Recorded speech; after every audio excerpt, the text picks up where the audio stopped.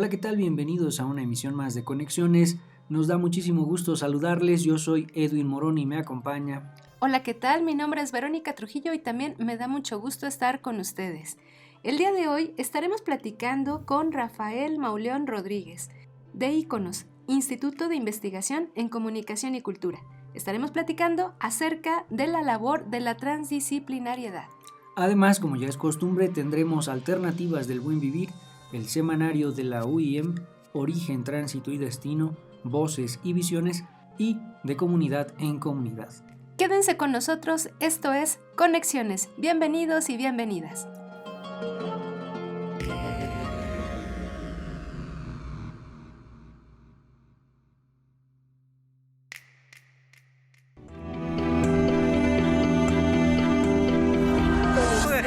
Najo Viejevi, Shimopanoltican, Chetani, Shimopanolti. Esto es Conexiones. Entretejiendo culturas y saberes.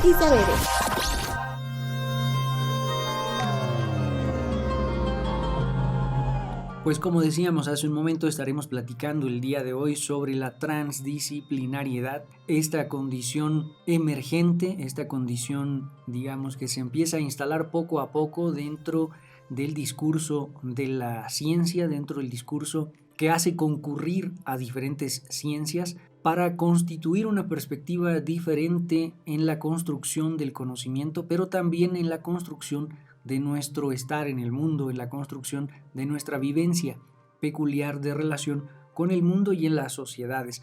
Para eso, pues estaremos dialogando con el doctor Rafael Mauleón Rodríguez y estaremos también platicando de su propuesta a partir de la transdisciplinariedad. El día de hoy es pertinente, me parece, pensar o considerar como una dimensión que abre también la posibilidad a otras dimensiones, a otras rutas, a otras perspectivas desde la transdisciplinariedad.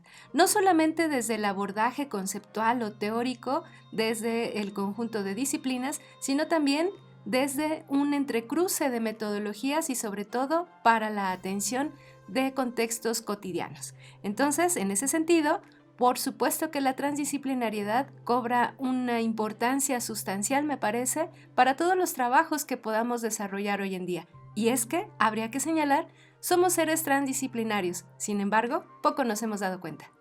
Esta condición de lo transdisciplinar atraviesa además muchísimos de los aspectos o de las dimensiones de nuestra existencia. No solo refiere a la condición educativa, sino también implica e involucra cada vez más de cerca nuestras relaciones en lo humano, que cada vez se erigen de manera consciente como una relación con lo diverso, una relación con lo diferente.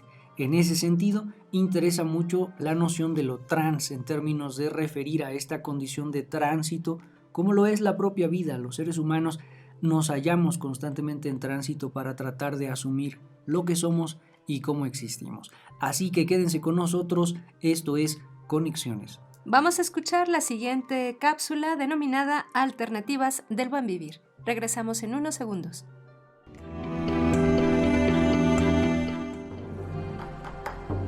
Alternativas del buen vivir. Con Adriana Rodríguez. Muy buenas.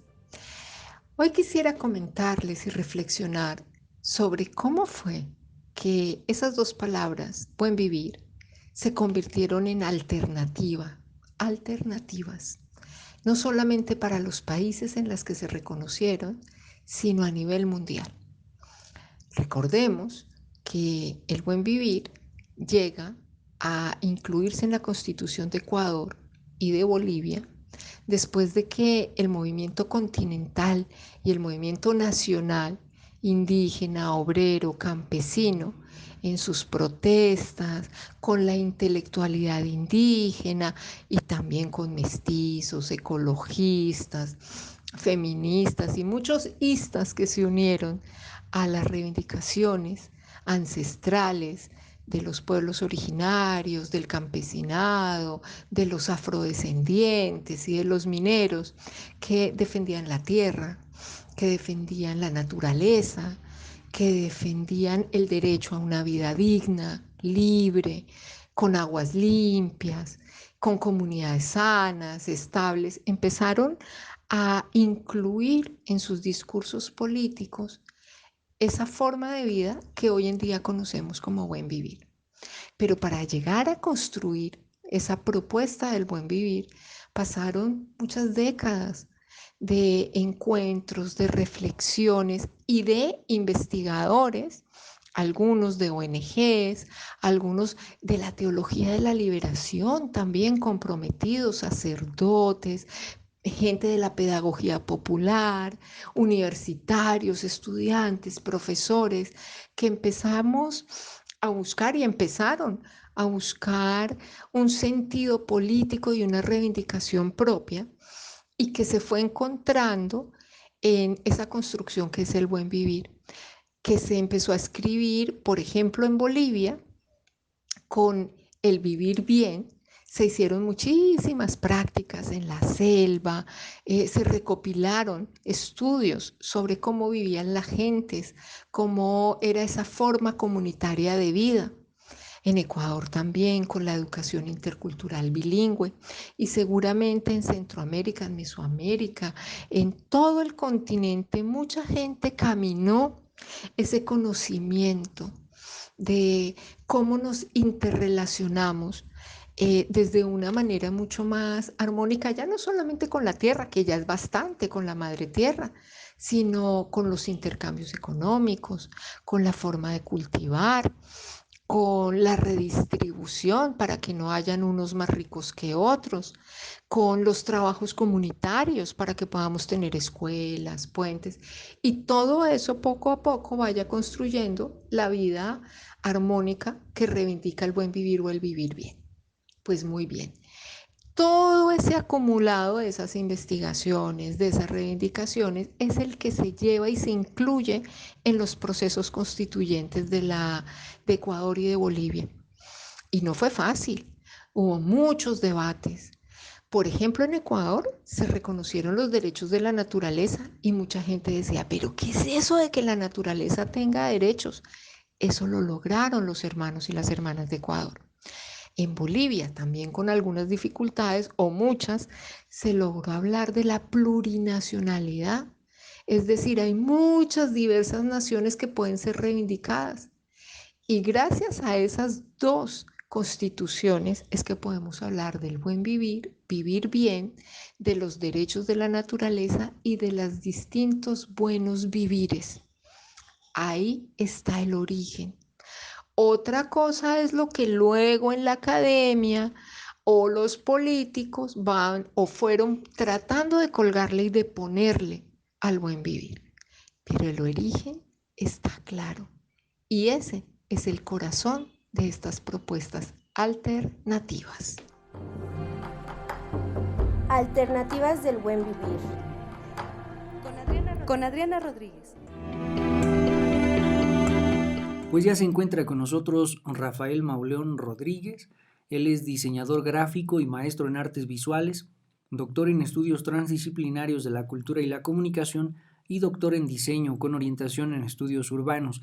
Tiene una especialidad en educación, fue director y fundador del Centro de Investigación de la Asociación Nacional de Escuelas de Diseño Gráfico de 1995 a 1999.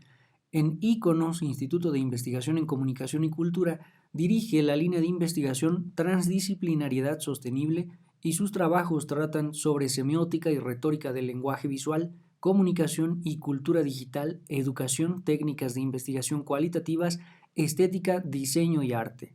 Es líder del proyecto editorial Entre Tejidos, revista de transdisciplina y cultura digital, medio que obtuvo una beca FONCA de 2020 a 2021. También es docente de la Facultad de Artes y Diseño de la UNAM, dirige investigaciones doctorales de maestría y licenciatura. Tiene capítulos escritos en libros y revistas, es conferencista y asesor de organizaciones públicas y privadas. En el terreno de los videojuegos le ha interesado su comprensión desde una perspectiva crítica y, por ejemplo, tiene un artículo escrito en relación al tono de piel de los personajes de Wii y descubre nuevas formas de colonización desde lo que se conoce como soft power. Bienvenido, Rafael, muchas gracias por estar en Conexiones. Platícanos, Rafael, para entrar en discusión acerca de este tema. ¿Qué tan cercana resulta la transdisciplinariedad al hacer humano? Pues la transdisciplinariedad en general tiene como elemento clave al humanismo.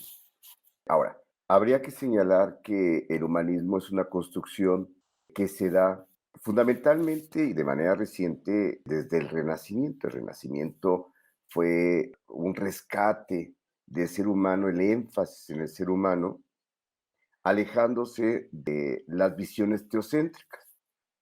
En ese humanismo, lo que importó fue el desarrollar el conocimiento y que con él incrementar el saber, pero sobre todo el poder responder las preguntas que se formulaba el hombre sin tener que buscar respuestas en Dios. De tal manera que ese humanismo paulatinamente va a desarrollar esta visión científica y esa visión va a relacionarse también con el desarrollo de la mecánica. Me parece que ahí es donde se da un elemento clave porque, bueno, se suponía también que con la instrumentalización de las herramientas para un beneficio del ser humano, pues mejoraría su vida. Pero con el tiempo va a llevar a la revolución industrial y ahí se genera una paradoja porque esa visión de búsqueda de conocimiento de la ciencia que va a generar la mejora de la vida, lo que va a traer a partir de esa revolución industrial será sometimiento, ¿no? La esclavitud del proletariado. De tal manera que, pues, la intención que nacía tratando de una mejora para el ser humano, pues se encamina posteriormente a trastocar su vida en un sentido urbano, donde se va alejando paulatinamente de la tierra, y eso da por resultado lo que vivimos ahora, la contaminación, el extractivismo de la tierra, el deterioro en general, ¿no? La basura, la contaminación, todo eso. Entonces, la transdisciplinariedad supone, ¿no? A un ser humano integrado con toda su realidad, es decir, con todo el entorno, con la naturaleza, y de ahí entonces es que quiere reconducir a esta intención humanista en el sentido que se había dado desde, por ejemplo, en la antigüedad con los latinos y en el Renacimiento, pues con ese ideal de buscar la integración de lo humano, pero sin olvidar todo lo que lo envuelve, todo lo que está alrededor de él. Entonces, la transdisciplinaridad, digamos que en general tendría estas características. Me parece que las hay que son, digamos, más personales y donde, bueno, pues es un ser humano que aspira a una mejora personal, pero que esa mejora personal no es narcisa, digamos, en el sentido del alejamiento del individuo de la naturaleza, ¿no? Sino inmerso plenamente en la naturaleza, de tal manera que ese crecimiento de su espíritu, de su ser, pues tendrá que conllevar también el reconocimiento y digamos que la mejora también de la naturaleza. Y hay, digamos, enfoques de la transdisciplinariedad que hacen énfasis en el humanismo, de tal manera que no hay, digamos, hay que decirlo también, una sola perspectiva transdisciplinaria. Eso nunca lo va a aceptar la transdisciplinaridad. No hay una transdisciplinaridad única, sino hay visiones transdisciplinarias y que ponen al ser humano como un elemento importante, pero no central. O sea, me parece que esta idea de poner al ser humano en el centro es lo que condujo a esta desviación, ¿no? Que se da con la ciencia instrumental, con este desarrollo de máquinas y ahora de tecnologías digitales que aspiran al control, al sometimiento del individuo. Entonces, quizá el punto ya no es poner al ser humano en el centro del todo, ¿no? Del interés, de la reflexión, del saber, sino más bien pensar a la tierra como el elemento clave, ¿no? De ahí entonces que pareciera que se abre una ruta hacia el ecocentrismo y que me parece que tiene muchas mejores perspectivas y horizontes que el tránsito que se lleva de esta idea del homocentrismo al poshumanismo, por ejemplo, donde el poshumanismo inclusive, pues hay versiones que son sumamente estrictas e inclusive que aspiran a la desaparición de lo corpóreo para que solamente la conciencia habite, por ejemplo, en Internet, por decir algo, o en el metaverso. Entonces, me parece que esas ideas poshumanistas son la consecuencia última de esta visión del humanismo renacentista que pasa después a la ciencia instrumental y termina en este desprecio por lo corpóreo, ¿no? Entonces, a lo mejor lo que tenemos que recuperar, y se está haciendo mucho trabajo en torno a lo corpóreo propio del humano, y que ese humano se descentralice y que ahora ponga como un elemento clave a la Tierra, y de ahí entonces que se inaugure este ideal del ecocentrismo. Entonces es un ecocentrismo cuyo humanismo lo reconoce, lo refiere, lo tiene como elemento clave y hacia allá guía su quehacer futuro. Pues sin lugar a dudas esta relación que trazas, Rafa, entre el humanismo y la perspectiva homocéntrica, digamos, y su convergencia y sus disrupciones respecto de la transdisciplinariedad son elementos fundamentales para poder comprender la vida, el mundo de la vida que actualmente enfrentamos y padecemos. Vamos a seguir platicando sobre este tema, antes vamos a un corte y regresamos. La Universidad Intercultural del Estado de México cuenta con un programa de posgrado titulado Maestría en Interculturalidad para la Paz y los Conflictos Escolares. Este programa nace en 2021, con la finalidad de coadyuvar a la problemática de la violencia escolar que se vive en ambientes educativos. Dicho programa se divide en 4 semestres, con una modalidad escolarizada. Uno de sus propósitos es analizar distintas problemáticas vinculadas a los ambientes escolares y lingüísticos. De este modo se pretende contribuir a la resolución de conflictos y promover una cultura para la paz. Sus ejes formativos contemplan las teorías de la violencia, educación para la paz, perspectiva de género y derechos humanos, así como la diversidad étnica en interculturalidad. De igual manera, se abordan distintas metodologías que pueden ser aplicadas en ambientes de educación intercultural, el diseño y gestión de proyectos de investigación, así como la investigación cuantitativa y cualitativa orientadas al análisis de las violencias escolares. Otras herramientas promueven la investigación, acción intercultural, la orientación a modelos de investigación de educación intercultural, mientras que en el eje pedagógico se discuten temas sobre la diversidad intercultural y el pensamiento crítico latinoamericano. Te invitamos a formar parte de nuestra comunidad universitaria. Inscríbete.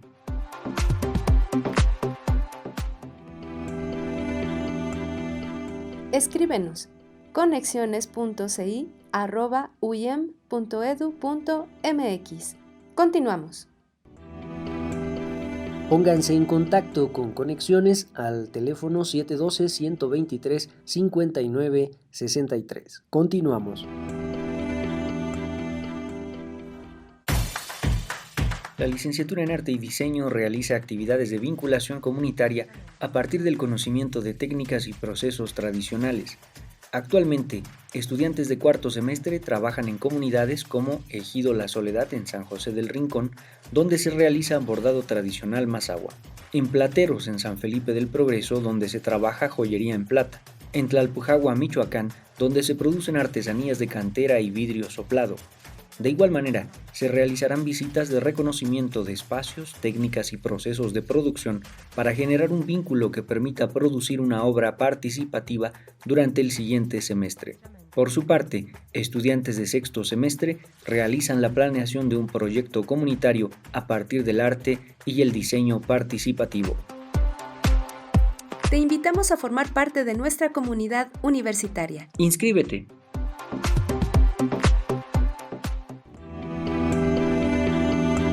Muchas gracias por seguir en Conexiones. Seguimos platicando con el doctor Rafael Mauleón Rodríguez acerca de la transdisciplinariedad. En ese sentido, Rafa, platícanos cómo es posible recuperar el hacer transdisciplinar en los ámbitos académicos, en los ámbitos escolares. La realidad de la academia, ¿no?, que es una academia que va a nacer como consecuencia del desarrollo de la ciencia y que tiene a la disciplina como elemento clave, y habría que preguntarnos también cómo es que surge esta visión disciplinar.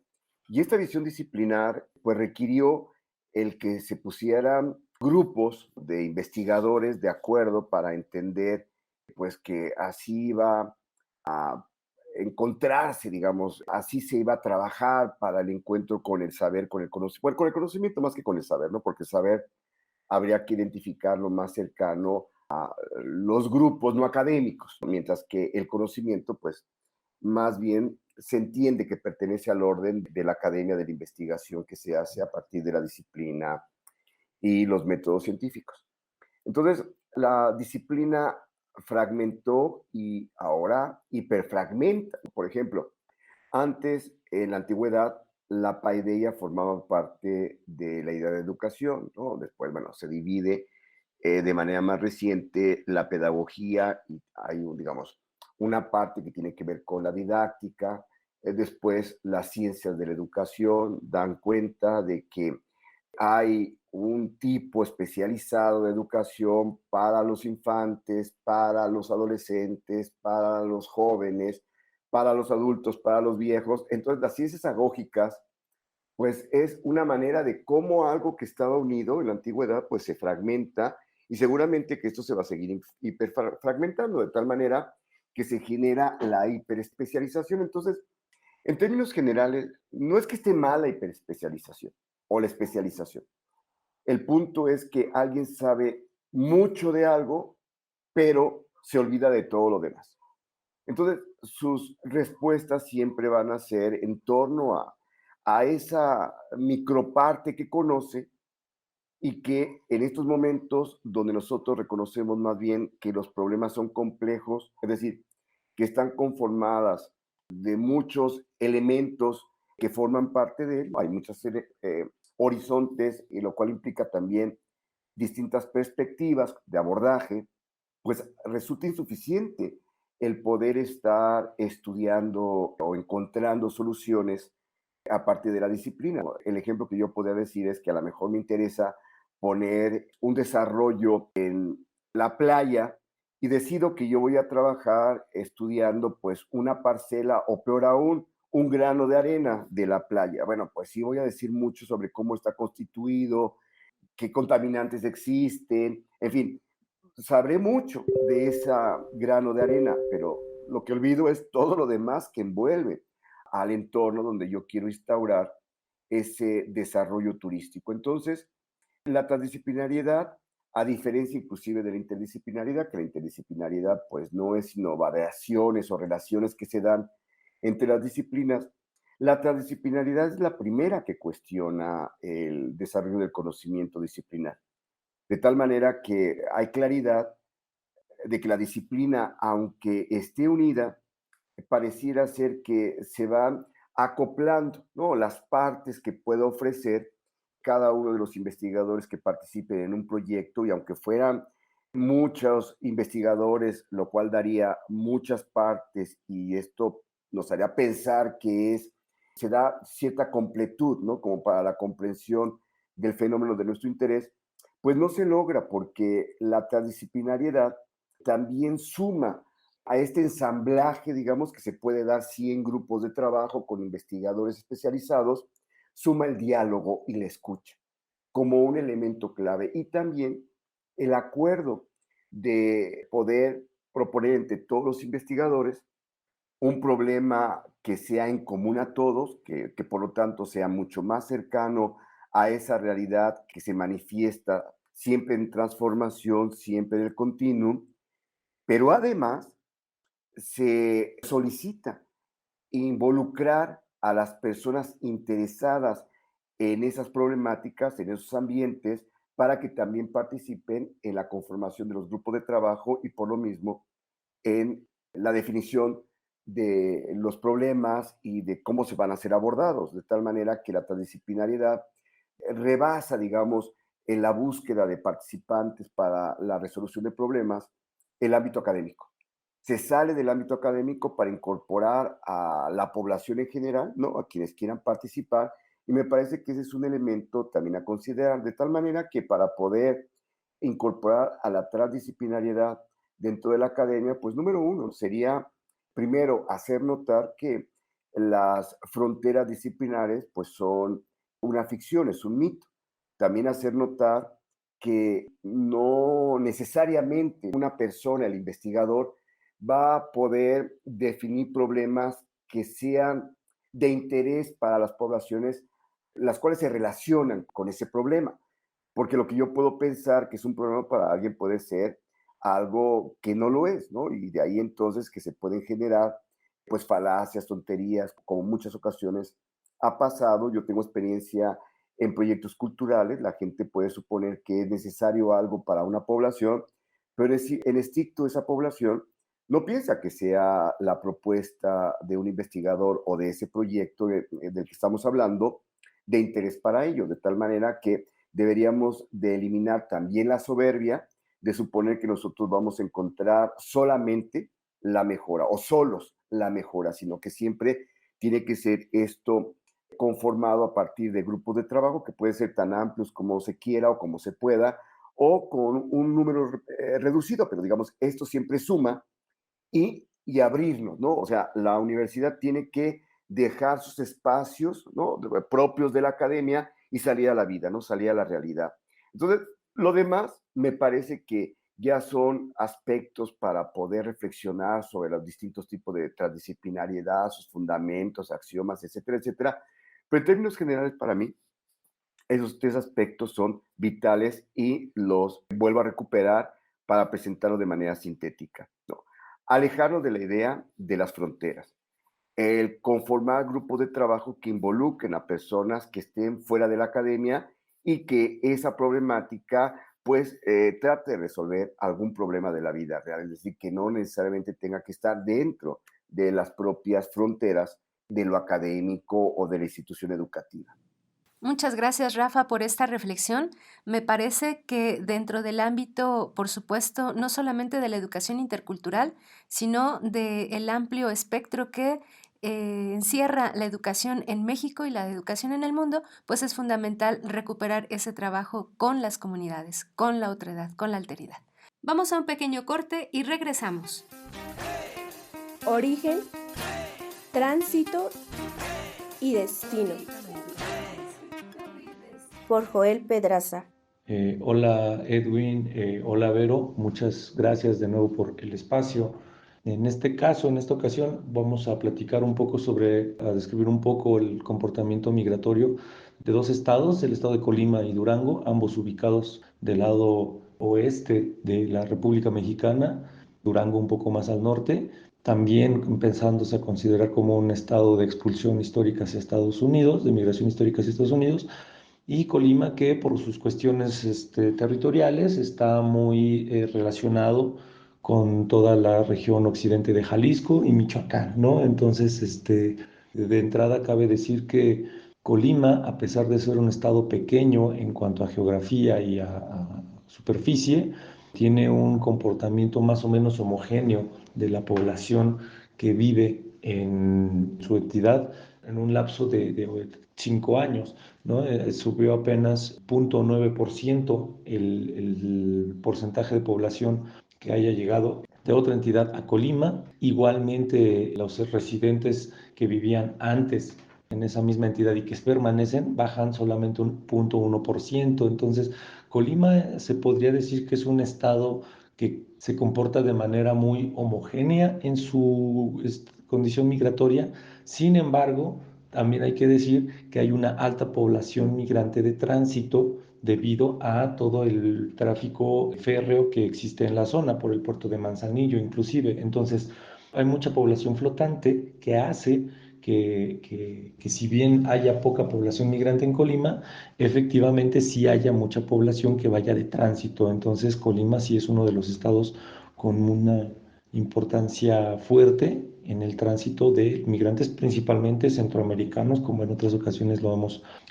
mencionado. Otro caso que es importante mencionar es que también han expulsado a muchos migrantes en los últimos 10 años, digo, expulsado en el buen sentido, es decir, muchos colimenses han migrado hacia afuera tanto de Colima como de México. Hay un incremento muy fuerte del 8.7% de un lapso del 2000 al 2010. Todavía no alcanzo a recuperar los datos del 2020, una disculpa por ello, pero la tendencia podría ser similar. Colima es una ciudad en crecimiento, bueno, un estado en crecimiento, pero de migración interna, no tanto internacional, sino más bien de migración interna, y expulsa también mucho trabajador y mucha mano de obra. También hay una alta población juvenil que sale del estado a estudiar en otros lados, a pesar de que Colima tiene una de las universidades también mejor posicionadas en varios rankings, ¿no? Entonces, bueno, eso por el lado de Colima. Ahora, por el lado de Durango, también podemos observar como ciertos comportamientos homogéneos en la población. Durango tuvo una movilidad muy fuerte, sobre todo en los 80s y 90s, hacia Estados Unidos, pero parece que ya no podríamos decir que se estancó, porque es complicado decir que una sociedad se estanque cuando se trata de movilidad o se habla de movilidad, pero sí que mantiene más o menos los mismos indicadores, tanto de expulsión de habitantes como de recepción de habitantes. Entonces, al igual que Colima, Durango tiene un comportamiento homogéneo, sin embargo, las razones son diferentes. Colima expulsa casi el mismo número de personas que recibe, mientras que Durango ni expulsa ni recibe, ¿no? Incluso tiene un saldo migratorio negativo del menos 1.4 en el año 2018, que es el último dato que se registra, y tiene un alto porcentaje de migración hacia Estados Unidos. Casi todos los migrantes de Durango, el 95.6, migra a Estados Unidos, que es en concordancia, esto es en concordancia histórica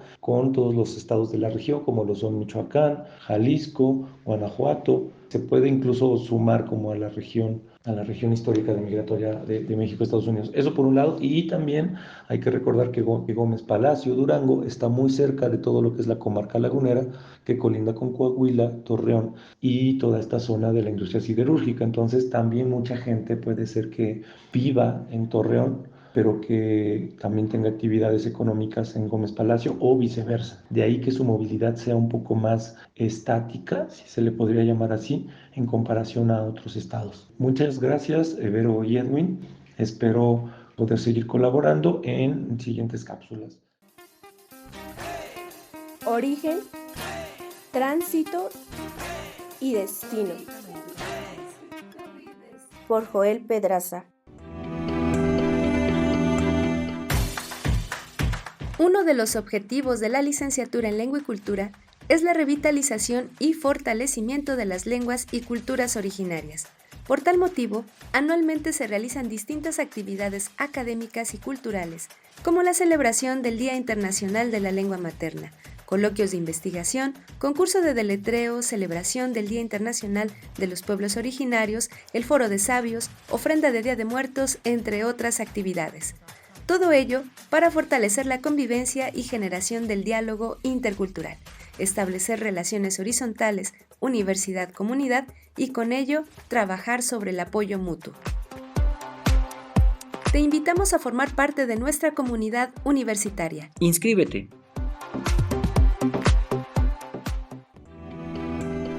Pónganse en contacto con Conexiones al teléfono 712-123-5963. Continuamos.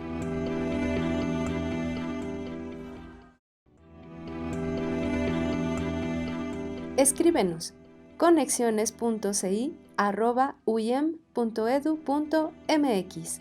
Continuamos.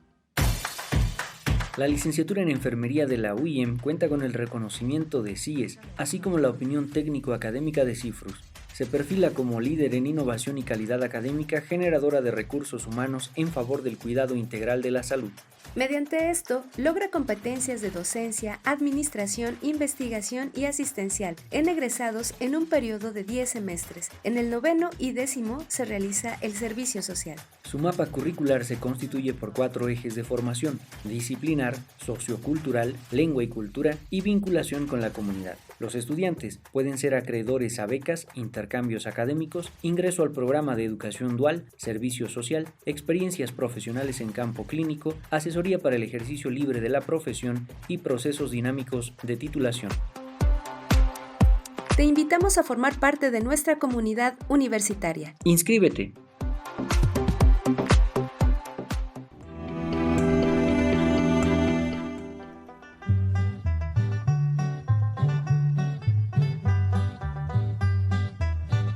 Voces y visiones.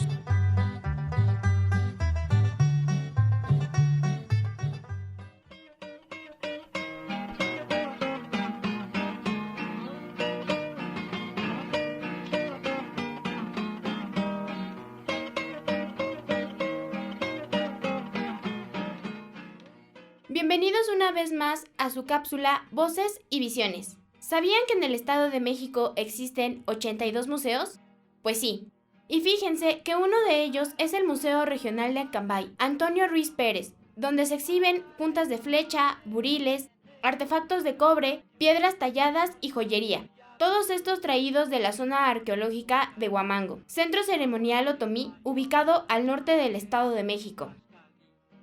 El grupo otomí es el quinto pueblo originario con mayor población en México y no está de más conocer un poquito sobre su cultura y sus tradiciones. Así que si te interesa el tema, quédate, porque hablaremos sobre cómo se realiza la preparación de las tortillas ceremoniales en el municipio de Delgado de Arriba, Guanajuato. Esto a partir del documental Mayo.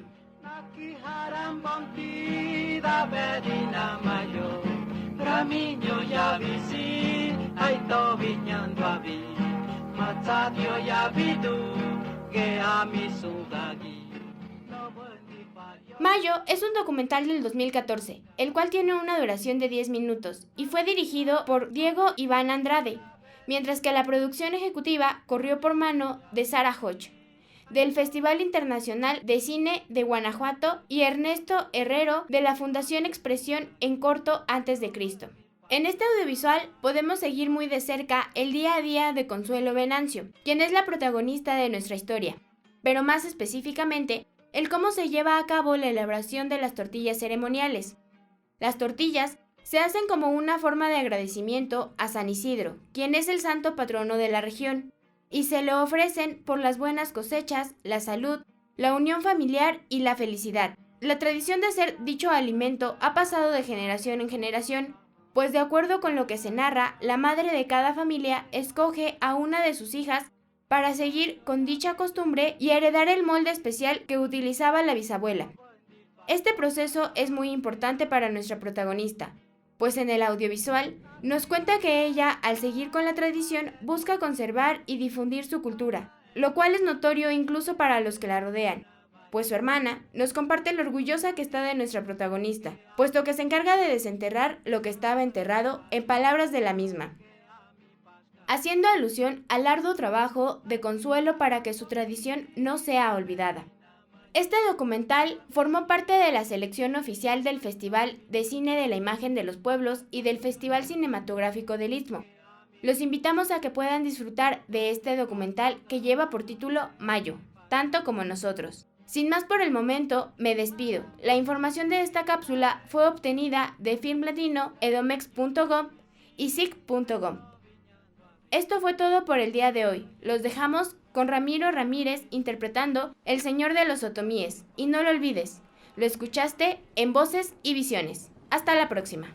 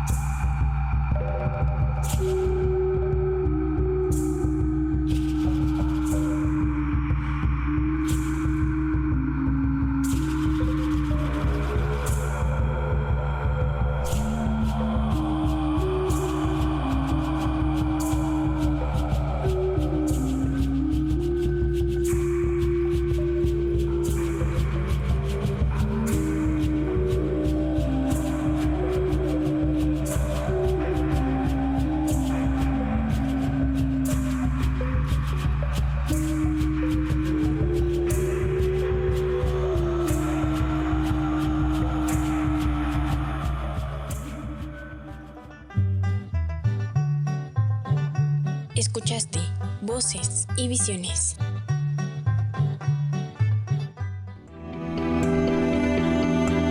Muchas gracias por continuar en Conexiones. Estamos platicando con Rafael Mauleón de Iconos, Instituto de Investigación en Comunicación y Cultura. Platícanos, Rafa, ¿por qué es necesario recuperar una perspectiva transdisciplinar en términos de las relaciones sociales, en términos de las relaciones humanas?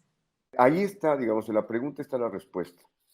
Porque la transdisciplinariedad, sobre todo, hace notar la posibilidad de el tránsito, el poder moverse, digamos, como lo hacemos en la vida cotidiana, cuando nosotros transitamos en el territorio que habitamos, inclusive, digamos, ese territorio puede ampliarse cada vez más. Y en esos tránsitos siempre hay hallazgos, hay encuentros. Hay encuentros con la naturaleza, donde me puede fascinar el sembradío, me puede fascinar una piedra, me puede fascinar la nube, la montaña, no lo sé. Son encuentros que se abren o se manifiestan en la medida de que nosotros andamos. Pero también hay encuentros con los seres humanos. Y estos encuentros también posibilitan el que podamos reconocernos. Es siempre para un citadino, pues sorprendente que cuando sale a alguna localidad rural, la gente te vea y te salude. Ese es un elemento primordial de saber que existimos y que existen otros. Y lo otro es posible que abra una relación de saludo, de una mirada, en fin, puede ser tan amplia esta, pero ese es un hecho transdisciplinario.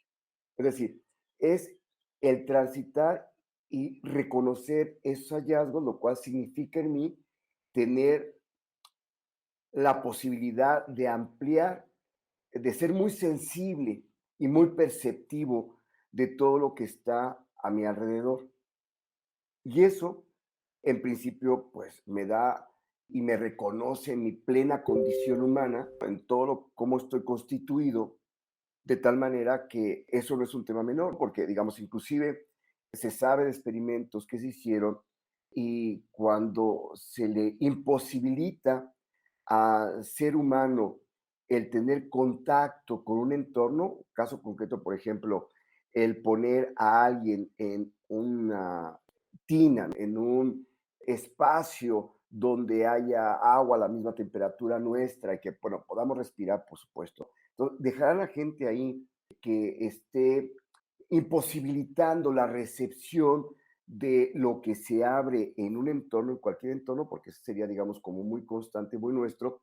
Se sabe, por ejemplo, porque lo decía John Cage, que se escucha entonces el sonido del corazón, se escucha, digamos, la parte interna del cuerpo, pero también lo cierto es que ese ritmo es una recurrencia esperada, es muy constante. Y en estos experimentos se comenta que la gente puede enloquecer simplemente por imposibilitarse esa condición de abrir relaciones con el entorno. Entonces, digamos, ahí hay un elemento primordial para lo humano, pero, digamos, si después nosotros entendemos que el hecho social es consecuencia de estas relaciones interhumanas, entonces, bueno, pues la transdisciplinaridad tiene que favorecer eso que parece que ha desaparecido, porque ya es un hecho que en algunas universidades de nuestro país, universidades importantes, públicas, cada vez hay menos estudiantes de sociología. En algunos lugares pareciera ser que va a desaparecer la sociología. Ese es un rasgo muy importante porque pareciera que es ya de poco interés porque ya no existe lo social. Peter Sloterdijk, este filósofo alemán, que escribe esa magna obra de la teoría de las esferas, en Esferas 3, habla justamente de ello. Señala que nosotros ya no somos sociedades, sino que nosotros somos conglomerados, donde habitamos, sobre todo en la urbe, de una manera independiente, sin interesarnos, por ejemplo, en un edificio, quién vive al lado, cómo llaman, a lo mejor nunca le he hablado, hoy no me interesa conocer. Y eso es a manera de una burbuja, de una espuma. Por eso es que Sloterdijk desarrolla una teoría que se llama la teoría de las espumas y donde hace notar que ahí hay conglomerados de burbujas. Y lo que hace fuerte a la espuma es que haya muchas individualidades, es decir, muchas burbujas, porque si nosotros pensáramos en homogeneizar todo ese espacio de aire contenido en cada una de esas individualidades para conformar una sola burbuja, pues eso debilitaría a esa espuma y la haría frágil y muy probablemente desaparecería. Entonces, esa es la idea que tiene Sloterdijk, y por eso señala que la sociología es algo inútil porque pues ya no tienen absolutamente nada que estudiar porque no existen las sociedades, y la transdisciplinariedad es, digamos, no solamente para la sociología, yo creo que para todos los campos se tendrán que estar reflexionando sobre su quehacer, pero en el caso de la sociología sería una posibilidad que abriera como para poder recuperar estas relaciones sociales y que le diera sentido, pero también, digamos, esto que estoy señalando sobre la transdisciplinariedad y la desaparición de las disciplinas es que probablemente si la sociología desaparece, no es que desaparezca el interés por lo social, sino que más bien es uno de los primeros campos disciplinares que pareciera ya no cobran sentido por esta idea de frontera que la transdisciplinariedad alerta de manera frecuente para alejarnos de ese mito. Agradecemos muchísimo, Rafa, tu participación en Conexiones.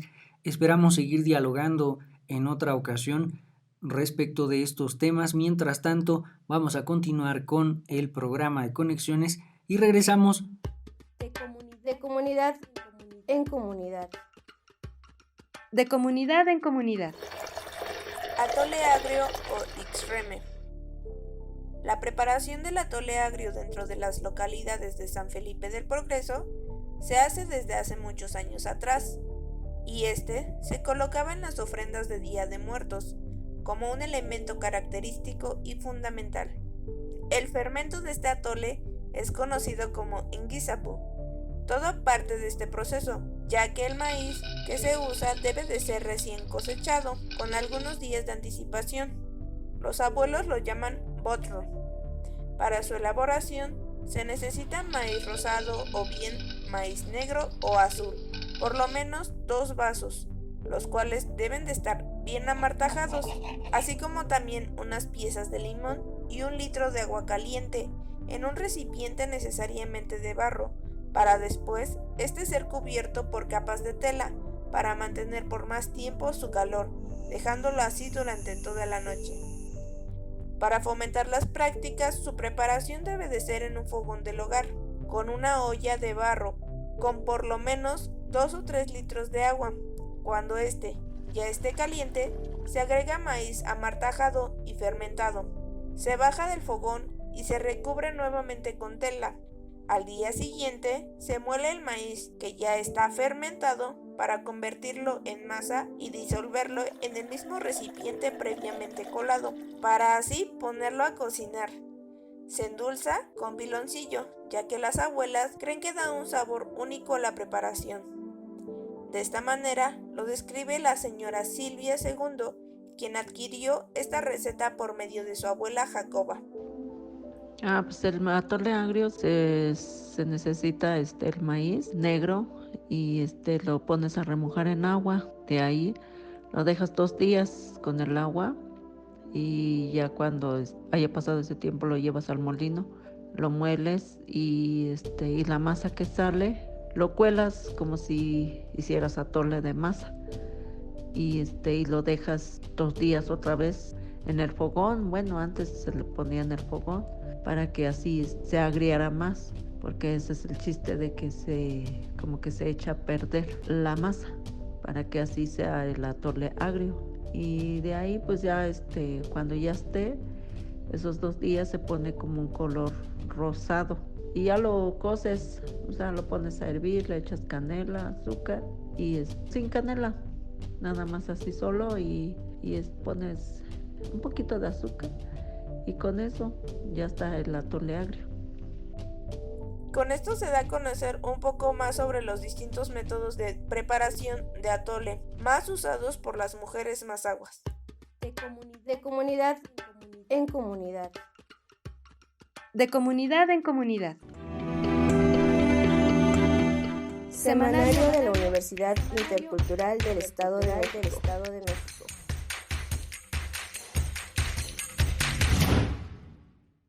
Estudiantes de la licenciatura en Arte y Diseño participaron en la primera intervención de arte en Atlacomulco, Indómito, del 7 al 13 de agosto en la plazoleta central del municipio de Atlacomulco. Estudiantes del quinto y séptimo semestre exponen obras de pintura, grabado, instalación y performance con el objetivo de difundir el arte y la cultura en el municipio vecino a la Universidad Intercultural. Del mismo modo, estudiantes de tercer semestre realizan talleres de arte abiertos al público para promover el acercamiento a la creación artística. Este evento cuenta con la participación de artistas independientes y talleres de arte que realizan su trabajo en la región noroeste del Estado de México y cuentan con el apoyo de la Secretaría de Cultura del municipio.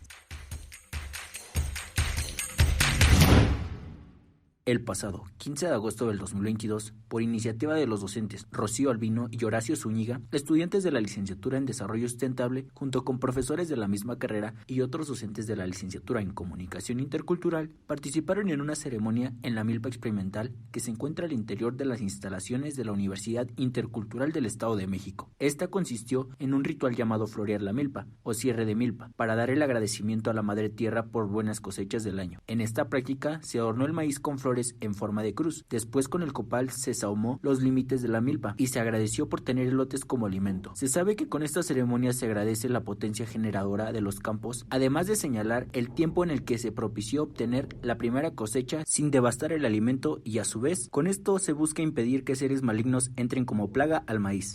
Semanario de la Universidad Intercultural del Estado de México.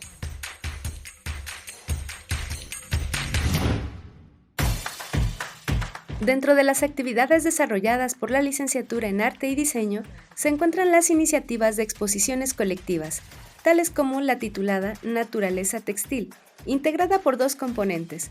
El primero, que presentó 15 piezas de paisajes elaboradas por un profesor de esta licenciatura, realizadas con una técnica llamada punta de plata, dibujar con plata y pinturas de paisajes de la naturaleza de varios lugares.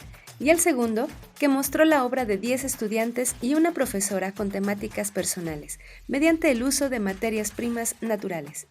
Esta muestra se presentó en el Centro Regional de Cultura de Atlacomulco. Te invitamos a formar parte de nuestra comunidad universitaria. Inscríbete.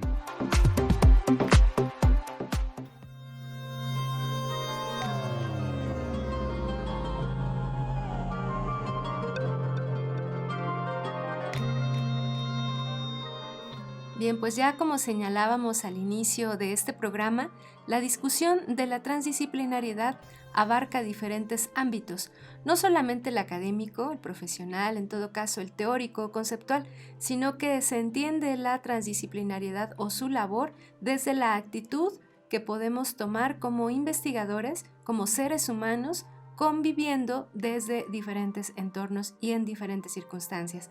Entonces, desde ahí la transdisciplina entra en toda su potencia, se desarrolla con todas sus potencialidades y podemos encontrar, por supuesto, diferentes vías de atención a un solo fenómeno o a una problemática. Uno de los elementos de mayor relevancia, por lo menos desde la perspectiva personal, es esta noción del tránsito, es esta noción del descentrarnos, sacar al ser humano del centro de la creación y asumir que no es precisamente la condición más importante de lo existente. Esta noción del cosmocentrismo o de poner a la naturaleza como centro alrededor del cual converge y surge y emerge la existencia es un planteamiento fundamental también para recuperar de la transdisciplina. Pues muchísimas gracias por habernos acompañado en Conexiones, muchísimas gracias a todos los colaboradores también de este programa y de esa manera pues agradecemos en la producción a Verónica Trujillo, a Daniel Vallejo y a la Universidad Intercultural del Estado de México. Yo soy Edwin Morón. También agradecemos la colaboración en la edición de este programa de Ciro González. Yo soy Verónica Trujillo y me dio muchísimo gusto acompañarles. Escúchenos en la siguiente emisión Tlazocamati Huelmillac Pampatica Quito Tlachtol. Octeipa. Octeipa.